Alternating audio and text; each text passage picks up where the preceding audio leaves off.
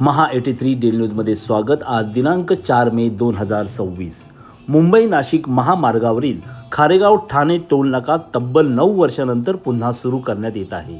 2017 मध्ये बंद झालेला हा टोल नाका माजिवडा वडपे रस्ते रुंदीकरणाचे काम पूर्णत्वाकडे आल्यामुळे पुन्हा कार्यान्वित होणार आहे। माजिवडा ते वडपे मुंबई नाशिक हायवे प्रकल्पाचे काम 90% पूर्ण झाले आहे।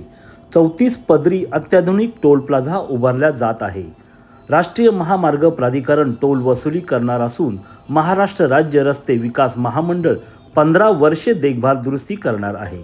महाराष्ट्र नवनिर्माण सेना आणि राष्ट्रवादी काँग्रेस शरद पवार गट यांनी या टोलला कडाडून विरोध केला असून स्थानिकांना सवलत देण्याची मागणी केलेली आहे।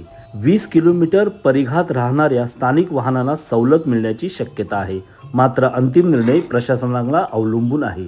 हा प्रकल्प पूर्ण झाल्यानंतर मुंबई नाशिक प्रवास अधिक वेगाने होईल, परंतु वाहन चालकावर पुन्हा टोलचा आर्थिक बोजा पडणार आहे।